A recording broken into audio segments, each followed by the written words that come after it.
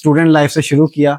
इस टाइम पाकिस्तान का number 1 breeder में से एक ब्रीडर हूँ, नंबर 1 हैंडलर्स में से एक हैंडलर हूँ, पाकिस्तान रॉटवॉयलर क्लब का चेयरमैन शो कमेटी हूँ। एक पपी रिटेन करता हूँ जो मुझे अच्छा लगता है, फीमेल पपी, उसको मैं आगे शो करियर उसका पूरा डेवलप करता हूँ, उसको शोज करवाता हूँ, देन उसको ब्रीड करवाता हूँ।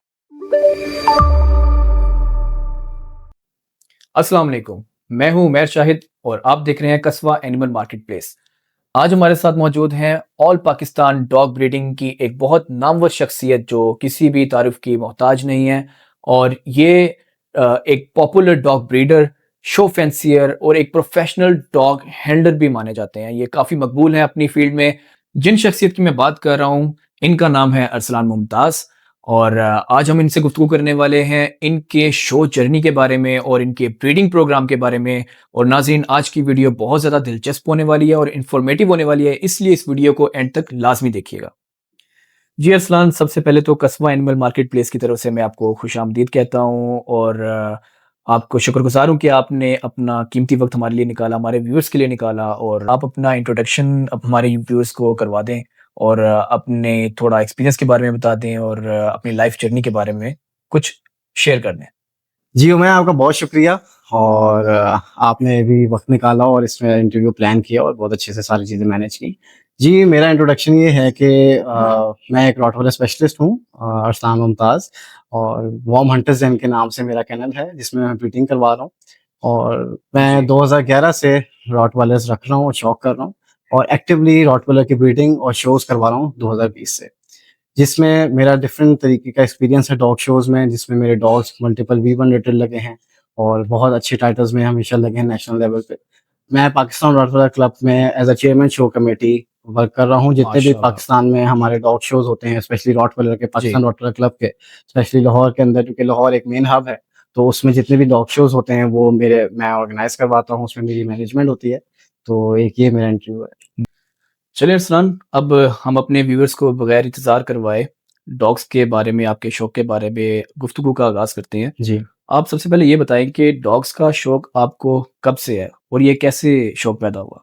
जी डॉग्स का शौक तो मुझे शुरू से ही है, क्योंकि बेसिकली ये मेरा फैमिली से ही मुझे आया, ट्रांसफ़र हुआ है। मेरे वालिद साहब ने हमेशा शुरू से जी। एनिमल्स, पेट्स और डिफरेंट तरह के जानवर भी रखे हैं। सिर्फ़ ये पेट्स नहीं, उन्होंने लाइव स्टॉक की तरफ भी उनको शौक था, तो उन्होंने गोट फार्मिंग इस तरह का भी शौक किया हुआ है। तो शु डॉग हमारे घर में शुरू से ही होता था, तो उससे बचपन से देखते-देखते ये चीज़ आई है, अडॉप्ट की है, और प्रॉपर जो है फिर मैं आगे जाके जब 2011 में मैंने इस चीज़ का आगाज़ किया था। अच्छा, आपको यानी कि शुरू से ही डॉग्स का शौक था, या उससे पहले भी आपने कोई पेट रखा है, जैसे कैट है या कोई बर्ड्स के अंदर आपको कोई शौक रहा हो? जी, जी, बिल्कुल, मैंने काफ़ी डिफरेंट एनिमल्स और पेट्स रखे हुए हैं, जिसमें कैट्स भी रखी हुई हैं मैंने, पर्शियन कैट्स, मैंने बर्ड्स बहुत ज़्यादा किए रखे हुँ, थे, हुँ। और उनकी ब्रीडिंग भी मैंने बहुत कराई थी, और डॉग्स और ये इस तरह के सारे पेट्स जितने भी आप घर में रख सकते हैं, वो मैंने सारे रखे हुए हैं। अच्छा अरसलान, सबसे पहले ये बताएँ कि आपकी सबसे पहली ब्रीड कौन-सी थी जो आप घर लेके आए थे? सबसे पहला जो मेरा डॉग था वो जर्मन शेफर्ड था, फीमेल। ओके, यानी रॉटवीलर से पहले भी जी, आपको। जी, मैंने ओके। 2010 में, पहले तो जैसे वालिद साहब को मैंने आपको बताया जी। उनको शौक था, तो जब मैं 2nd ग्रेड में था तो हमारे घर डोबरमैन था, जो मुझे अपने पैदाइश के ओके। बाद जो होश मुझे आया तो मेरा अच्छा, पहला कुत्ता ये मेरी डोबरमैन फ़ेवरेट था। ब्रीड का नाम आपने ले लिया, डॉबरमैन। जी, मुझे बहुत शौक है तो इसका। मेरे वालिद साहब ने, जब मैं ग्रेड 2 में था तो डोबरमैन था, जी। तो वो वहाँ से मैंने देखना शुरू किया, क्योंकि ज़ाहिर है जब बच्चा बहुत छोटा था तो उस टाइम तो याद नहीं था। जी, जी। तो जब मैंने होश संभाला तो मैंने डोबरमैन देखा अपने घर में। उसके बाद जो मैंने खुद अपना पर्सनली डॉग लिया, जिससे मैंने खुद केयर करना शुरू की, वो जर्मन शेफर्ड था, बैक इन 2010। ओके। जी। तो जब आप जर्मन शेफ़र्ड घर लेके आए, तो आपकी फ़ैमिली का रिएक्शन क्या था? फैमिली का रिएक्शन, वालिद साहब की तो शुरू से ही सपोर्ट होती थी साथ, क्योंकि अच्छा। इसमें, इस शौक में आपको पता है वालिद साहब के अमूमन सपोर्ट के बगैर पेरेंट्स ही ही हो होते नहीं हैं जो सकता। सबसे पहले इस चीज़ के खिलाफ होते हैं कि आप पेट ले आए हो, हाँ जी, लेकिन बाद में जैसे होता है कि वही डॉग्स की, पेट्स की केयर कर रहे ऐसे ही होते है, हैं। ऐसे। लेकिन तो मेरी मदर जो है वो जब मैं स्टूडेंट लाइफ में था तो वो जी, अगेंस्ट थी इसके, क्योंकि आपको पता है पेट्स में एक बड़ा टाइम कंज्यूम हो रहा होता है। एग्ज़ैक्टली। इसकी केयर अगर आप नहीं करेंगे तो वो अच्छा डेवलप नहीं बिल्कुल होता। बच्चे की तरह ही उनको, बिल्कुल एज़ अ हमारे पार्ट ऑफ व्यूअर्स फैमिली को आपका होता बताते है। हैं हम कि बिल्कुल बच्चों की तरह ही पेट्स होते हैं और उनका ख़्याल भी उसी तरह बिल्कुल से ऐसे ही है, रखा जाता बिल्कुल। है, वो अब जैसे कि एक बेबी को हम खिलाते हैं, पिलाते हैं, केयर करते हैं। बिल्कुल। अच्छा, तो अरसलान ये बताएँ कि जैसा आपने बताया कि आपको डॉग्स का शौक तो शुरू से ही था, लेकिन आपने इसको बाकायदा तौर पर अपने बिज़नेस में कैसे कन्वर्ट किया?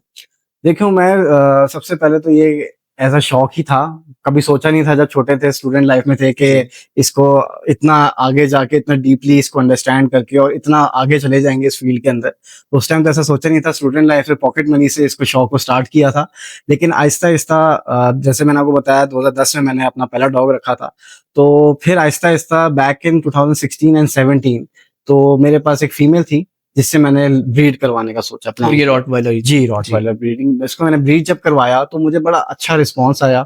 और एक अल्लाह ताला की तरफ से होता है कि आप में कोई हुनर होता है, बिल्कुल क्योंकि ये ऐसा शौक है कि जी। विदाउट अगर आप में कोई हुनर नहीं है या उसकी आपको टेक केयर करने की आप में बर्दाश्त नहीं है पेट जी, की, जी। क्योंकि हर किसी को नहीं होता है ये पेट्स का शौक। एग्जैक्टली तो वो अगर आप में है तो ही कर सकते हो। तो मैंने ये देखा कि जी मैंने बहुत अच्छा पपी रेस किए और लिमिटेड मेरे पास रिसोर्सेज थे उस टाइम। अब तो अल्हम्दुलिल्लाह काफी रिसोर्सेज हैं, उस टाइम रिसोर्सेज नहीं थे इतने, लिमिटेड रिसोर्सेज में मैंने बहुत अच्छा लिटर रेस किया। उसमें मेरे 5 पपीज हुए थे और मैंने उनको बहुत अच्छा रेस किया। फिर आगे वो सेल आउट हुए, अच्छे घर मिल गए मुझे।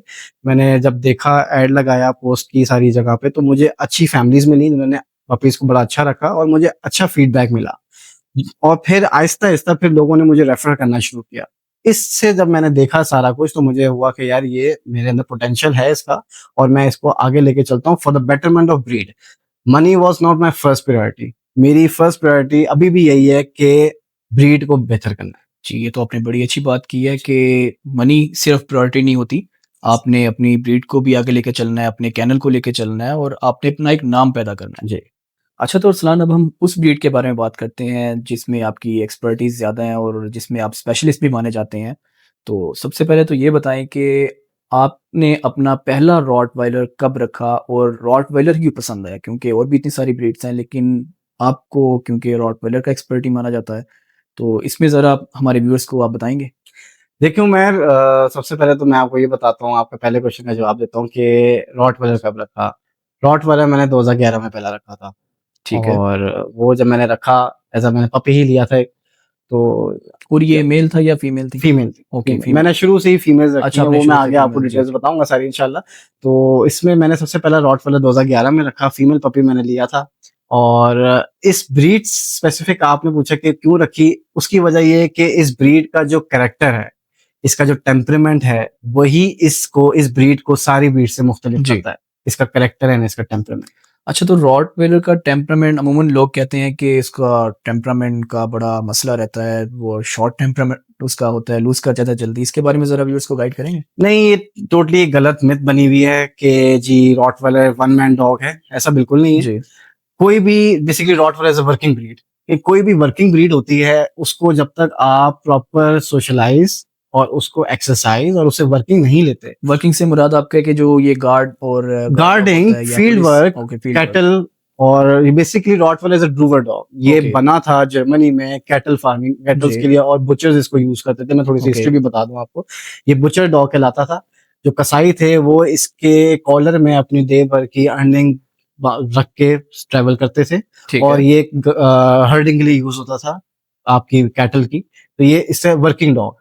तो ओके, अगर आप वर्किंग डॉग को एक्सरसाइज नहीं देंगे, उसको माइंड एक्टिविटी नहीं करवाएंगे, फिजिकल एक्टिविटी नहीं कराएंगे, तो ऑब्वियसली वो एनर्जी नेगेटिविटी की तरफ जाएगी। तो एग्ज़ैक्टली। ये चीज है, इसलिए लोगों को होता है कि लोग घर में उसको केज में बंद रखते हैं और कहते हैं जी बहुत अग्रेसिव है। हाँ, जब तक और आप उसकी ट्रेनिंग नहीं करेंगे और तो इसका नुकसान ये सोशलाइज नहीं होता है होगा। कि वो डेंजरस नहीं भी होता, तो वो डेंजरस हो बन जाता जाता है, है। बिल्कुल ऐसे ही है। बिल्कुल।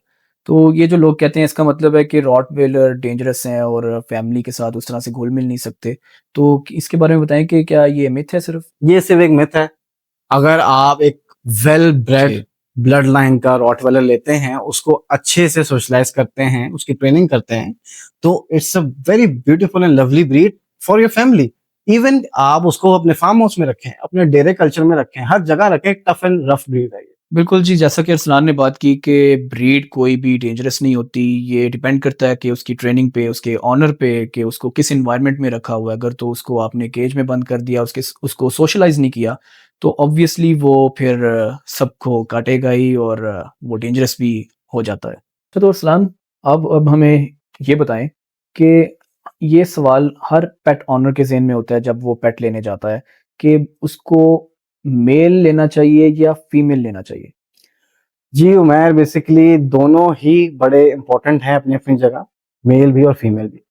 अब जिसने खाली शोज़ करने हैं और गार्डिंग के लिए रखना है, वो दोनों में से कोई भी रख सकता है, वो मेल भी रख सकता है, Okay, फीमेल भी रख ठीक सकता है। है।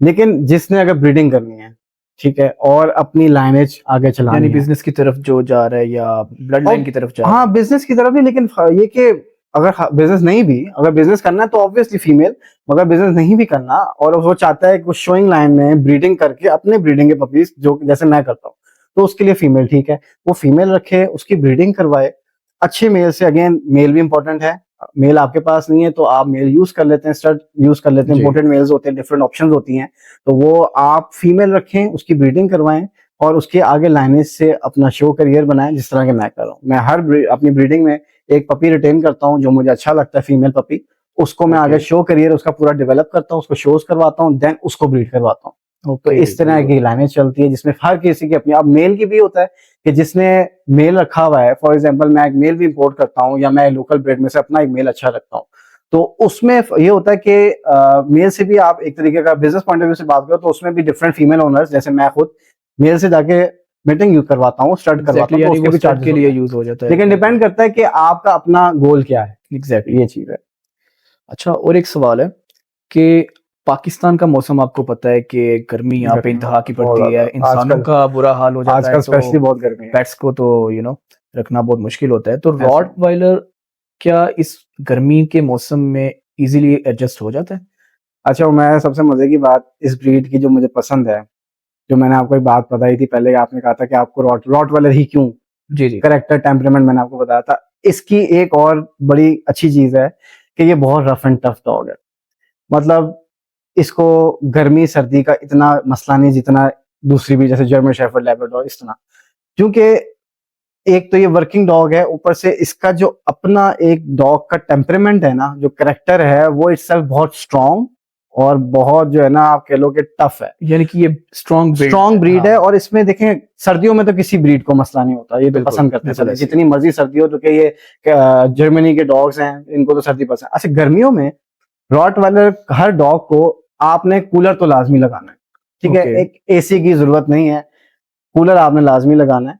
तो कूलर में ये कि बड़ा अच्छा सर्वाइव करता है, और कुछ डाइट में हम ऐसी चीजें देते हैं डॉग को गर्मियों में जिससे वो बैलेंस रहता है, और कोई मसला नहीं। लाहौर की गर्मी में आप देख लें, मैंने स्पेशली रखे हैं, जिन्होंने आउटडोर रखे हुए हैं या रूफ टॉप जिन्होंने रखा हुआ है, तो उसके लिए तो कोई पूरा। इशू नहीं है। आप एक इनको शेड दें, इनका शेड हो, दरख्त हो जाए तो बेस्ट है, दरख्त नहीं है तो आप इनका एक प्रॉपर शेड बनवा लें, फाइबर का हो जाए और यहाँ ओके। सीमेंटेड हो जाए, उधर धूप बहुत ज्यादा ना आए, छांव जी। वाली जगह हो, वहां पे आप रूम कूलर लगा दें, वो आप चलाएं सारा दिन, बेहतरीन है, कोई जरूरत ही नहीं किसी चीज की। अच्छा, एक और सवाल आप इस चीज़ का भी हमें बता दें कि अब एक बंदा पपी लेने जाता है, जी जी, उसको पपी चाहिए, तो वो उसको सबसे पहले क्या चीज़ देखनी चाहिए अगर वो रॉटवीलर पपी लेने जा रहा है? क्योंकि लोगों के साथ आपको पता है कि स्कैम भी हो रहे हैं, बिल्कुल और ऐसे ही है। इस चीज़ को अब लोग भी जानना चाह रहे हैं कि उससे कैसे बचा जाए। तो इसके बारे में बताते हैं कि कैसे ये आइडेंटिफ़ाई करना चाहिए कि ये एक वाक़ई में ब्लड लाइन से रॉटवीलर आ रहा है या किसी ने फेक डॉग को लगा दिया? देखें, आपका सवाल मैं समझ गया हूँ, बहुत अच्छा क्वेश्चन है ये। इसमें सबसे पहले ये चीज़ है कि मैं इतने सालों के एक्सपीरियंस के बाद एक बात करता हूँ कि सबसे पहले पपी ना सिलेक्ट करें, सबसे पहले एक अच्छा ब्रीडर सिलेक्ट करें। जब आप एक अच्छा ब्रीडर जो नॉलेजेबल हो, सिंसियर हो टू द ब्रीड, तो जब आप वो सिलेक्ट करेंगे एक ब्रीडर, तो ऑटोमेटिकली आपको एक अच्छा पपी मिलेगा, अच्छी गाइडेंस मिलेगी, और जब वो सिंसियर होगा ब्रीड के साथ तो ऑब्वियसली उसकी कीपिंग भी अच्छी होगी, उसके जानवर साफ सुथरे होंगे, वेल जो है वो हाइजीन का ख्याल होगा, और वैक्सीनेटेड होंगे, वो सब आपको प्रोवाइड जी। करेगा। तो मेरे नजदीक पपी लेने से पहले एक अच्छा ब्रीडर की ब्रीडर तलाश की करें। तरफ चले जाएँ। बिल्कुल ठीक। सलान, अब हमारी ब्रीड की बात हो गई और पपी सिलेक्शन की भी बात हो गई है। जी। तो अब आप ये बताएँ कि डाइट को आप कैसे मैनेज करते हैं? सर्दियों में क्या आप अलग डाइट यूज़ करते हैं और गर्मियों में अलग यूज़ करते हैं, या इसको किस तरह आप मैनेज कर रहे होते हैं? जी, मैं डाइट का इस तरह होता है कि ऑब्वियसली जिस तरह का हमारा पाकिस्तान का वेदर है, एनवायरनमेंट है, यहाँ पे आपको डाइट लाज़मी ही चेंज जी। करनी पड़ती है, क्योंकि ये ब्रीड जो है वो जर्मनी की है, वहाँ पे इतना ठंडा मौसम होता है, उनकी गर्मियाँ भी ठंडी होती हैं, तो वहाँ पे उनको इतना फ़र्क नहीं पड़ता, ठीक है? वो जितने मर्ज़ी, क्योंकि डॉग फीड जो भी होती है, वो बाहर की इम्पोर्टेड डॉग फूड जो होते हैं, उनमें ऐसी चीज़ें होती हैं कि वो गर्म होती है, क्योंकि वहाँ के मौसम के हिसाब से होती है।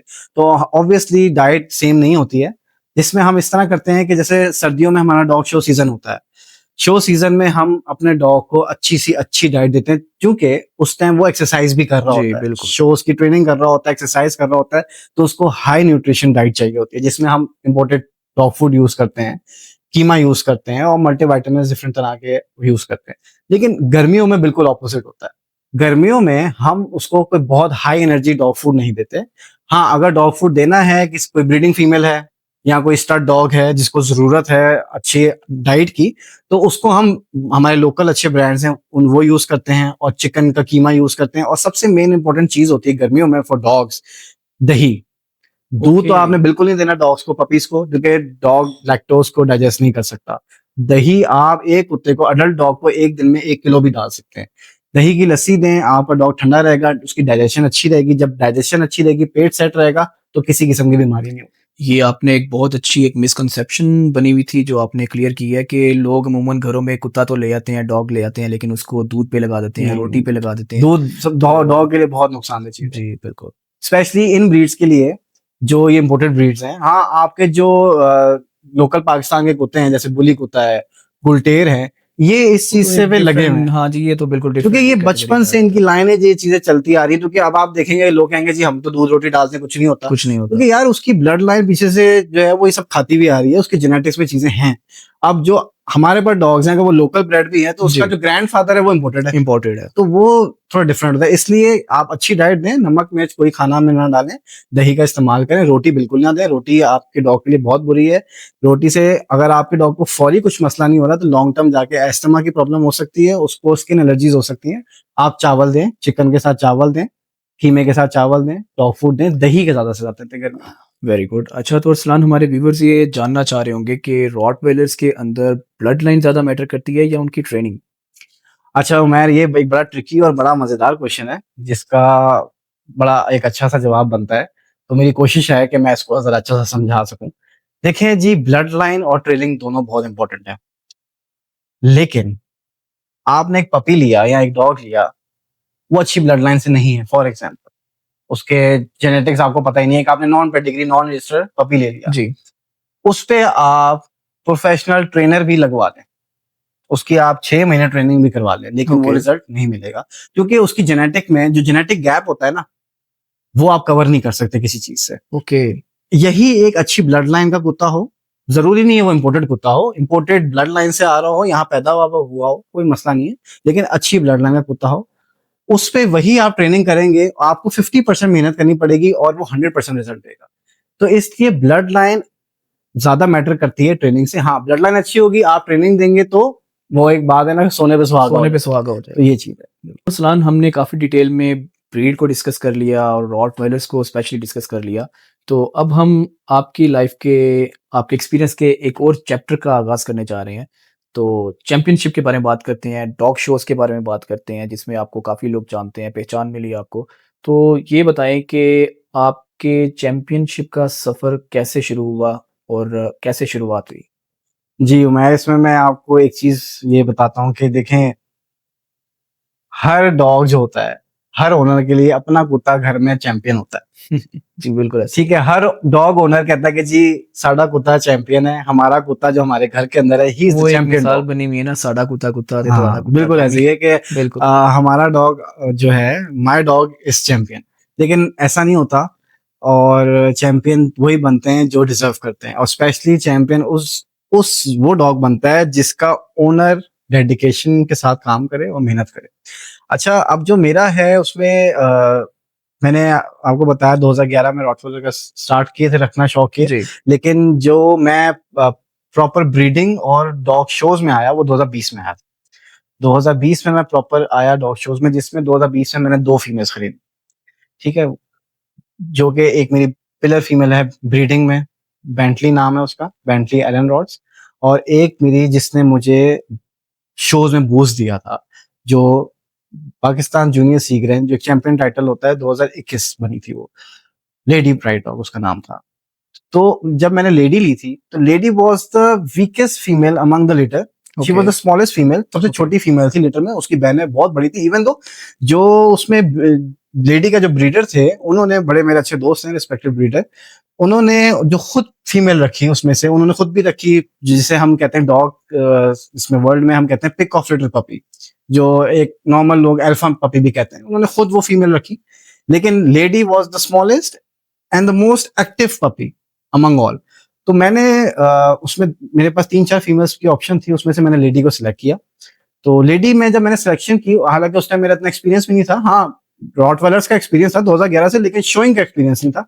ओके। लेकिन एक अल्लाह की तरफ से बचपन से आई थी ब्रीड को जज करने की, एक नेचुरली, हालांकि इतनी नॉलेज नहीं थी। खैर मैंने लेडी को सिलेक्ट कर लिया, उसकी मूवमेंट की, उसकी फोकस, उसकी एनाटमी वगैरह जितनी समझ थी उस टाइम मैंने कर लिया। अब उसमें मैंने मेहनत स्टार्ट की। लेडी जब मेरे पास आई तो पीक गर्मियां थी, और मुझे याद है कि जब वो आई थी तो she was the smallest puppy, but गर्मी इतनी थी, मेरा एक्सपीरियंस भी नहीं था, तो और तो उसमें ना उसको गर्मी भी लग गई थी, तो थोड़ा बीमार भी हुई थी, और वो मरते मरते बची थी। एज अ पपी वो मरते मरते बची थी, और उसको मैंने ठीक किया। तो ये उसका स्टार्ट था। अच्छा, अब जब शोज, कोविड था, आपको याद होगा, जी जी 2021 में पेंडेमिक कोविड था, तो हमारे शोज नहीं हुए। तो जब आपके पपी एज से शोज में ना कुत्ता जाए ना, तो एकदम जब वो थोड़ी बड़ी एज में जाके शो में जाता है, तो बाज लोगों का कुत्ता नर्वस हो जाता है, क्योंकि पहली दफा ऐसा एनवायरमेंट देख रहा है। घर में तो आप कितने कुत्ते उसके साथ ट्रेन कर लोगे, 1 या 2। तो उसको मैंने ट्रेनिंग की, सोशलाइजेशन की, जब तक ये सारा चल रहा था, कोविड का लॉकडाउन वगैरह। फिर हमारा शो हुआ 2021 में, डायरेक्ट सीगर शो हुआ। उस सीजन में कोई और शो नहीं हुआ है। जो हमारा सीगर शो सबसे बड़ा शो होता है, जिसमें चैंपियनशिप मिलती है, जो डॉग जूनियर सीगर या सीगर बनता है, डायरेक्ट वो शो हुआ। अब I was not that confidence के यार ये कुत्ती मेरी पाकिस्तान सीगरन बन जाएगी। अब ये जूनियर क्लास में थी, इसकी क्लास में 2 इम्पोर्टेड फीमेल्स थी, एक German imported female top notch kennel से, और एक सर्बियन इम्पोर्टेड फीमेल, और इसकी बकाया सारी बहनें थी, और डिफरेंट पूरे पाकिस्तान से उसमें कुत्ते थे, जो पूरे पाकिस्तान से जूनियर फीमेल्स थी।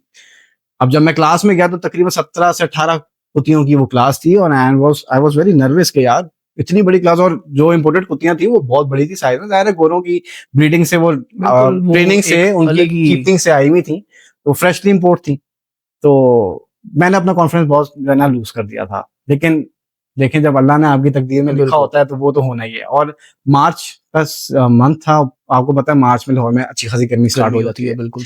तो रॉट वाले वैसे ही ब्लैक होते हैं, और 12 बजे जूनियर क्लास आती है, पपी क्लास स्टार्ट होती है, जूनियर क्लास 12 बजे आती है। तो 12 बजे आपको पता है सूरज फुल टॉप पे होता है, बिल्कुल ऐसे। तो ऊपर से ये डॉग्स ब्लैक। तो इतनी गर्मी थी उस दिन, और स्पेशली उस दिन कुछ ज्यादा ही गर्मी थी, कि पहले 1-2 लैप हुए हमारे, जज ने मेरी फीमेल को पीछे लगाया हुआ था। जो इम्पोर्टेड फीमेल्स थी, ज़ाहिर लुक वाइज अच्छी थी, शुरू में स्टेमिना अच्छा था, तो वो अच्छा मूव करना शुरू हो गई, तो उनको आगे था। आहिस्ता आहिस्ता गर्मी की वजह से, और क्योंकि ऑल अबाउट ट्रेनिंग ना, ब्लड लाइन तो थी मेरे पास, ब्लड लाइन वो भी बहुत अच्छी थी, लेकिन बात पे ट्रेनिंग पे भी आती है।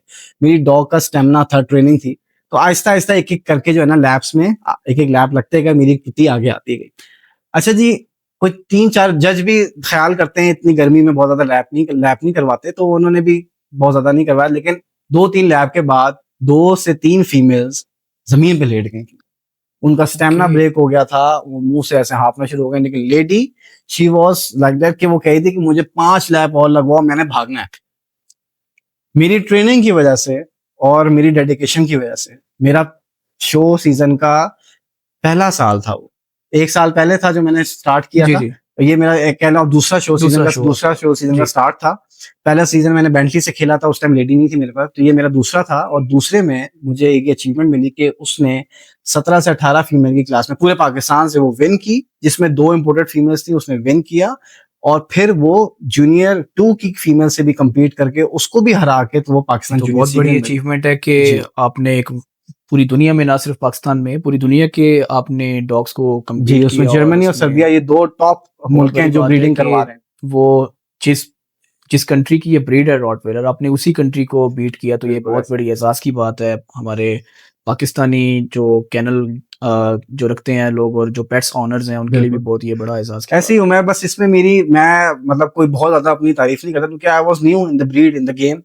तो बस एक मेहनत थी, एक जुनून था, एक पैशन था, ट्रेनिंग का, गर्मी होनी सर्दी होनी, मैंने उसको वॉक करानी, कोविड होना जो मर्जी मुझे नहीं पता, मैंने रात को ऑफिस की रूटीन के साथ ऑफिस से आता था, मैं उसकी ट्रेनिंग कराता था।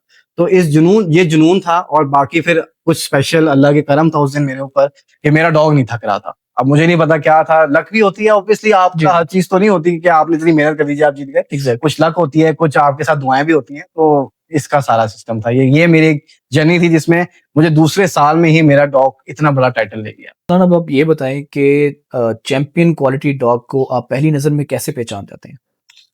अच्छा उमर, इसको हमने बड़ा एक चैंपियन को बड़ा ब्रीफली हमने डिस्क्राइब किया है। मेरी जो लेडी की बात की थी, इसमें ये होता है कि कोई डॉग चैंपियन पैदा नहीं होता, और ऐसा भी नहीं होता कि चैंपियन आप रिंग के अंदर जाओ तो आपका कुत्ता चैंपियन बन जाए। जी बिल्कुल। चैंपियन डॉग के पीछे एक बहुत ज्यादा डेडिकेशन होती है और बहुत मेहनत होती है। चैंपियन बनाना या सीगर शो जीतना कोई आसान काम नहीं होता। लेकिन इसमें ये होता है कि जो सबसे मेन चीज होती है ना, जो चैंपियन डॉग का आपका सवाल है कि उसको कैसे पहचाना जाए। पहचाना जाए, बिल्कुल। चैंपियन डॉग वही हो सकता है जो स्ट्रक्चर में सॉलिड हो। यानी बोन स्ट्रक्चर की बात कर रहे हैं बोन आप। स्ट्रक्चर, और स्ट्रक्चर से मेरा मुराद है कि anatomy okay. According to the standard of Germany, ADR के हमारा जर्मनी का क्लब है, उसके स्टैंडर्ड्स हैं इस ब्रीड के बारे में कि इसकी आंखें कैसी हो, जी। कान कैसे हो, मुंह कैसा हो, सारा कुछ एक्सवाइजी, नाक से लेकर टेल तक के स्टैंडर्ड्स होते हैं। तो इसको हम पूरा ओवरऑल कवर करते हैं स्ट्रक्चर में, जिसमें हेड भी आ जाता है, मतलब नाक से टेल तक सब कुछ आ जाता है। तो चैंपियन डॉग एक वही बन सकता है जिसका स्ट्रक्चर अच्छा हो, उसकी जो फाउंडेशन है वो अच्छी हो। जब तक स्ट्रक्चर अच्छा नहीं होगा, एनाटमी अच्छी नहीं होगी, कुत्ता मूवमेंट अच्छी नहीं कर सकता। क्योंकि उसका बैक अच्छा होगा तो वो रेयर को थ्रस्ट देगा, उसका फ्रंट अच्छा होगा तो वो रीच अच्छी देगा, और रेयर जिसे थ्रस्ट देगा ऑब्वियसली मूवमेंट अच्छी होगी। तो स्ट्रक्चर जिस कुत्ते का अच्छा होता है वो चैंपियन बनता है। और देन उसके बाद आपकी ट्रेनिंग, अच्छा स्ट्रक्चर का कुत्ता, उसकी ट्रेनिंग ना हो तो वो कभी चैंपियन नहीं बन सकता। तो चैंपियन कुत्ता, अगर आप खड़ा हुआ कुत्ता सामने, मेरे सामने जी। फॉर एग्जाम्पल कुत्ता खड़ा हुआ है, मैं उसको देख के तो नहीं कह सकता चैंपियन है, लेकिन जी। मैं ये कह सकता हूँ कि इस कुत्ते में चैंपियन बनने का पोटेंशियल पोटेंशियल है, ये बिल्कुल। अच्छा, तो अब एक और सवाल का जवाब दें कि आपको कोई ऐसा डॉग, चैंपियन डॉग जो सबसे ज्यादा आपको पसंद रहा हो, उसके बारे में जरा अभी के हिस्ट्री की बात कर रहे हैं आप।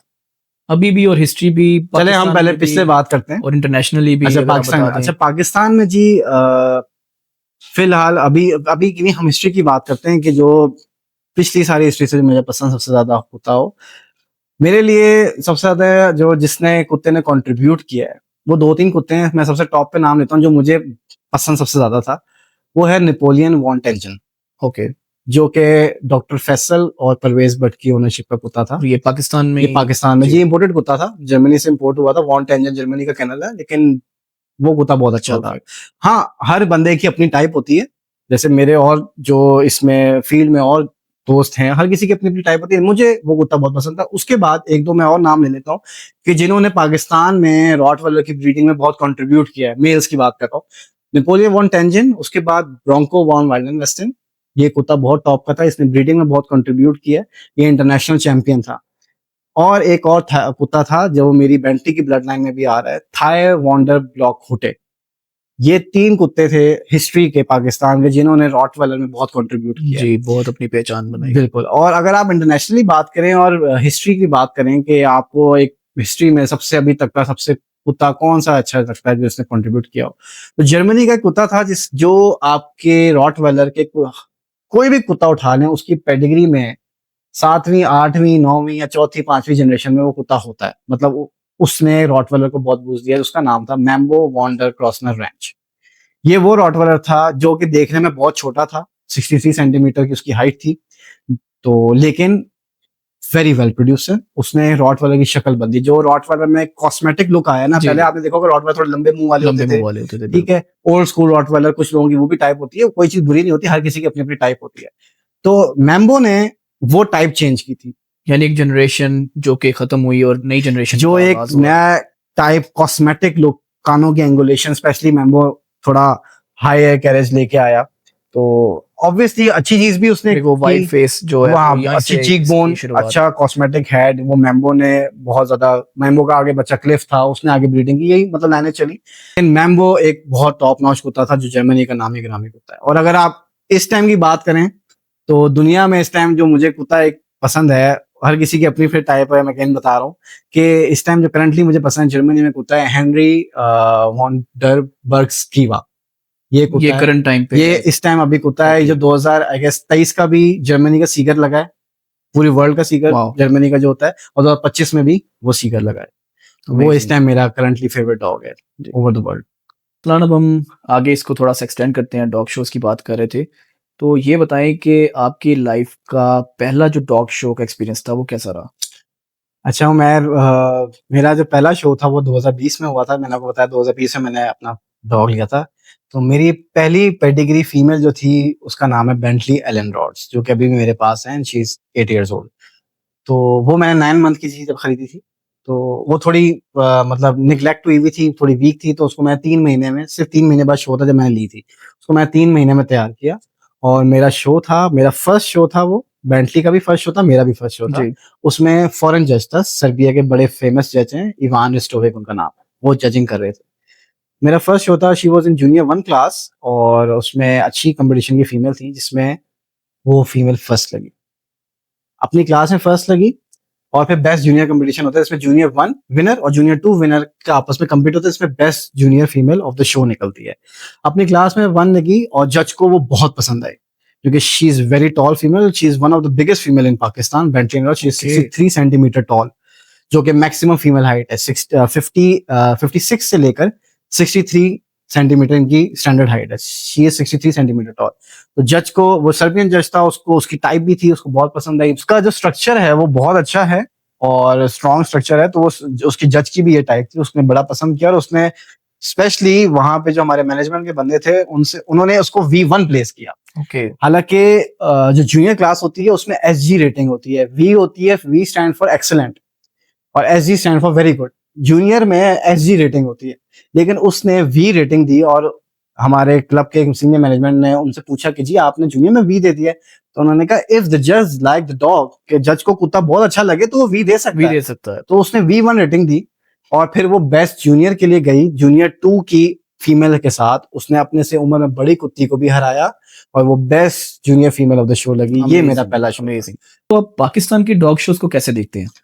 जी मैंने जो अभी अपनी प्रीवियस स्टोरी बताई है, इससे आपको आइडिया हो गया होगा कि जज हमारा सर्बिया का था। तो इट्स मीन कि पाकिस्तान के बड़े क्वालिटी के शोज होते हैं। हमारा एक क्लब है पाकिस्तान रॉटवाला क्लब, जो कि एफिलिएटेड है कैनन क्लब ऑफ क्या पाकिस्तान। उसमें पाकिस्तानी जज भी जी पार्टिसिपेट जी करते बिल्कुल, हैं? हमारे लोकल जजेस भी हैं, लेकिन हम हमारी क्लब की प्रायोरिटी होती है, मैनेजमेंट जो होती है कि कुछ जो खास शोज होते हैं, स्पेशली जो पहला सीजन का शो हो और जो जी। आखिरी शो हो, उसमें हम कोशिश करते हैं कि जर्मनी या सर्बिया या किसी भी अच्छे इंटरनेशनल जज को, FCI के जज को बुलाएं।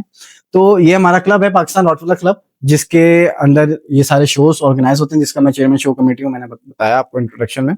तो शोज सारे मैं ही ऑर्गेनाइज करता हूँ। इसमें ये है कि हमारा जो पाकिस्तान रॉटवाला क्लब है, मैं क्लब के बारे में आपको थोड़ा बताऊं, ये एफिलिएटेड है कैनल क्लब ऑफ पाकिस्तान से। जी। मतलब ये वर्किंग कर रहा है under the umbrella of kennel club of Pakistan. Kennel club of Pakistan is since 1947 और ये हमारा एक मेन पाकिस्तान का क्लब है और यही एक प्रॉपर क्लब है। बाकी बाद में कॉन्फ्लिक्ट हुए, क्लब्स बने हैं, खैर उसके बारे में तो बात नहीं करूंगा मैं, लेकिन ये कि यही एक प्रॉपर क्लब है जिसके अंदर डिफरेंट ब्रीड्स क्लब है। रॉटवाइलर का है, जर्मन शेफर्ड का और एक गन डॉग क्लब है। तो जो हमारा पाकिस्तान रॉटवाइलर क्लब है, इसके हमारे प्रेसिडेंट है मलिक नासिर साहब, मलिक नासिर इसहाक साहब। तो हमारे सेक्रेटरी हैं जवाद रियाज। एक प्रॉपर हमारी मैनेजमेंट है, मैनेजिंग कमेटी है। जो इलेक्शंस होते हैं हमारे, हर 2 से 3 साल बाद एक इलेक्शन होते हैं। अच्छा, इसके इलेक्शंस भी जी होते जी, हैं? इसके प्रॉपर इलेक्शन होते हैं, मैनेजिंग कमेटी पूरी इलेक्ट होती है, उसके बाद फिर क्लब के मामला चलते हैं। तो जिसमें हमारे, और अच्छा हमारा PRC जो पाकिस्तान रोलर क्लब है, ये सिर्फ KCP के साथ नहीं, ये जर्मनी के ADR क्लब के साथ भी एफिलिएटेड है। मतलब हमारे क्लब जो है जर्मनी के साथ भी एफिलिएटेड है। तो इस the only proper Rottweiler club in Pakistan.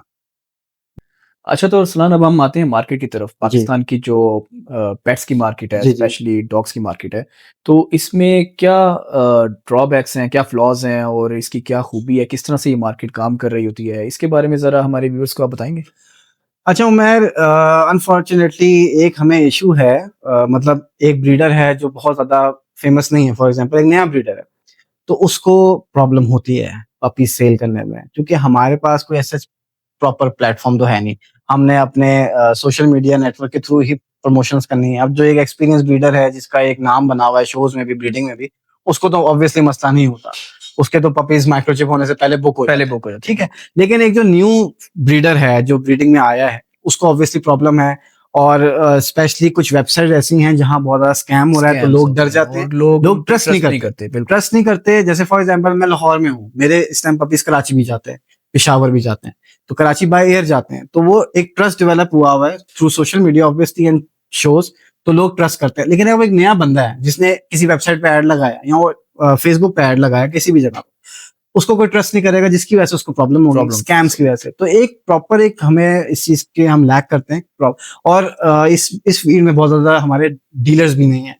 अगर डीलर्स हैं तो वो फ्रॉड कर रहे फ्रॉड हैं, भी कर रहे बहुत हैं। ज्यादा फ्रॉड कर रहे हाँ, हैं। मेरे लेकिन साथ खुद एक दफा स्कैम इसी तरह से ऐसी है, आपको तो पता है वेबसाइट्स कुछ ऐसी हैं जहाँ बहुत ज्यादा स्कैम हो रहा है। स्कैम होते हैं। लेकिन एक प्रॉपर इसमें होना चाहिए मेरे हिसाब से, एक प्रॉपर वेबसाइट हो ऑथेंटिक, या कोई ऐप हो, जी या कोई ऐसे डीलर्स हो, कोई कम्युनिटी हो जो आपको ऑथेंटिक ब्रीडर्स को, अगर आपने ऐसे पपी लेना है आप उनके पास जाएं, वो आपको अच्छे रिव्यूज वाले ब्रीडर्स के पास लेके जाएं। ओके जी ये बड़े आपने इंफॉर्मेटिव हमें बताया है कि किस तरह से मार्केट के स्कैम से बचना चाहिए जी और जी किस तरह से बचा जा सकता है। बिल्कुल। अब सलान, क्या सबसे महंगा पपी ही लेना चाहिए, या और लोग पपी लेते वक्त सबसे बड़ी गलती क्या कर रहे होते हैं? अच्छा उमैर, ये बहुत इंपॉर्टेंट क्वेश्चन है कि पपी लेते हुए लोग गलती क्या करते हैं। पहले तो मैं इसका आंसर जी जी दूंगा। सबसे ज्यादा जो लोग गलती करते हैं वो ये कहते हैं कि जी अभी हमारा बजट कम है तो हम कॉम्प्रोमाइज कर लेते हैं। कॉम्प्रोमाइज कर लेते ये नहीं करना आपने। अगर तो आपने शौक करना है, मैं ये नहीं कहता कि आप बहुत ही एक्सपेंसिव डॉग खरीदें, ठीक है। आपने शौक करना है, आप अच्छी ब्लड लाइन से डॉग लें जो आपको रिटर्न भी दे। शोज में जब देखें, जब आप अच्छा डॉग नहीं लेंगे ना और आप शोज में जाके हारेंगे तो ऑब्वियसली आप जो है वो आपकी मोटिवेशन खराब होगी, जिसकी वजह से आपका शौक खराब होगा। शौक खराब हो तो इसमें लोग गलती ये करते हैं कि अच्छे ब्रीडर, सबसे पहली बात हमने की थी कि पपी पिक कि कैसे, आपने अच्छे ब्रीडर के अच्छे पास जाना ब्रीडर है। के पास जाना है, अच्छा बिल्कुल। ब्रीडर और अच्छा मेंटोर, ये बहुत जरूरी है। अक्सर उस्ताद ही होते हैं जो शौक खत्म करवा देते हैं। आपका उस्ताद अच्छा होना चाहिए और आपने जिससे पपी लेना है आपका ब्रीडर अच्छा होना चाहिए। दूसरी चीज ये कि ये जरूरी नहीं है कि पपी महंगा हो तो अच्छा हो। ये डिपेंड करता है ब्रीडर टू ब्रीडर। कुछ ब्रीडर्स जो हैं वो 5-5 लाख का भी बच्चा देते हैं, ठीक है। कुछ ब्रीडर 1.5 लाख का भी बच्चा दे देते हैं, ठीक है। अब कभी कभी ऐसा होता है कि वो 5 लाख वाले से अच्छा बच्चा 1.5 लाख बचा वाला भी डेढ़ होता है। लाख वाला निकल कभी जाता ऐसा है, होता है कि बिल्कुल। उनका भी अच्छा होता है। ऑब्वियसली वो blood line to blood line matter कर रहा होता है। लेकिन आपने अच्छे ब्रीडर के पास जाना है और बहुत महंगा पपी लेना जरूरी नहीं है। जी, अब हम चल रहे हैं अपने शो के सबसे इंटरेस्टिंग सेगमेंट की तरफ, जिसका नाम है रैपिड फायर। अच्छा और उसके लिए आप तैयार हो जाएं, बड़ी क्या बात है। तेजी से आपकी तरफ सवाल आने वाले हैं। चले मैं रेडी हो जाता हूँ फिर जी। जी रैपिड फायर में आपका राउंड है। अच्छा, तो अरसलान, डॉग शो जज होते तो सबसे पहले क्या देखते? अच्छा सबसे पहले अगर मैं जज एज अ जज मैं जब भी करूंगा इंशाल्लाह, तो मैं देखूंगा कि सबसे पहले फर्स्ट एक्सप्रेशन जो होता है, जज जो होता है ना, वो 4 से 5 सेकंड के अंदर पूरे डॉग को देख लेता है, क्योंकि उसने इतने सारे डॉग जज करने होते हैं, वो 4 से 5 सेकंड में देख लेता है। जी। तो सबसे पहले जो होता है ना वो स्ट्रक्चर और टेम्परमेंट मैं देखना। अगला सवाल, आपका ड्रीम रॉटवेलर कैसा है? जिसका मैंने बताया, जो अभी करंटली पहले बताया था, हेनरी वॉन्डर्स, वो जो जर्मन जी वाला, जर्मनी, जी वो बिल्कुल। मेरा इस टाइम ड्रीम ओके, रॉटवेलर है। अगला सवाल, नए डॉग लवर्स के लिए एक जरूरी बात। सोचे नहीं ज्यादा, फील्ड में आए, अगर शौक रखते हैं तो डॉग लें, स्टार्ट करें, और डिसिप्लिन और consistency is very important. Okay, अब हमारा आखिरी सवाल है, अगर अपनी लाइफ जर्नी को आप एक लाइन में बताना चाहें तो वो आप किस तरह बताएंगे? ये बड़ा मुश्किल सवाल है आपका, क्योंकि इतनी बड़ी जर्नी है। देखिए इसमें मैं ये इसका सिंपल सा जवाब दे सकता हूँ कि स्टूडेंट लाइफ से शुरू किया, पॉकेट मनी से। इस टाइम पाकिस्तान का नंबर 1 ब्रीडर में से एक ब्रीडर हूँ, माशाल्लाह, नंबर 1 हैंडलर्स में से एक हैंडलर हूँ, जबरदस्त, पाकिस्तान रॉटवेलर क्लब का चेयरमैन शो कमेटी हूँ, और जबरदस्त, आज आपके साथ इंटरव्यू कर। जबरदस्त जी, बहुत शुक्रिया अरसलान, बहुत शुक्रिया आपका। आपने बहुत इंफॉर्मेटिव आज हमें मालूमात शेयर की हैं और हमारे व्यूअर्स के साथ भी, और अपना बहुत कीमती वक्त निकाला। बहुत प्रैक्टिकल इंफॉर्मेशन थी, स्पेशली रॉट वाइलर्स के बारे में, कि जो एक मिथ बनी हुई है कि बहुत एग्रेसिव हैं, टेम्परामेंट नहीं है उनका इतना। तो आपने काफ़ी कुछ क्लियर किया है और अपनी जर्नी को बड़े अच्छे वे में आपने हमें बताया है कि आप किस तरह से यहाँ तक पहुँचे। और बहुत आपका शुक्रिया दिल की गहराइयों से, और कस्बा एनिमल मार्केट प्लेस की तरफ से हम आपका शुक्रिया अदा करते हैं। और हमारे व्यूअर्स के लिए भी, अगर आपको ये वीडियो पसंद आई हो तो लाइक ज़रूर कीजिएगा, कमेंट कीजिएगा, और अगर आपको कोई सवाल हो पेट से रिलेटेड, लाइव स्टॉक से रिलेटेड, किसी भी चीज़ के बारे में आप सवाल हो, आप कमेंट सेक्शन में पूछ सकते हैं। हम अपनी आने वाली वीडियोस में उसका जवाब आपको ज़रूर देंगे। तब तक के लिए अपना और अपने प्यारों का ख्याल रखिएगा। अल्लाह हाफ़िज़।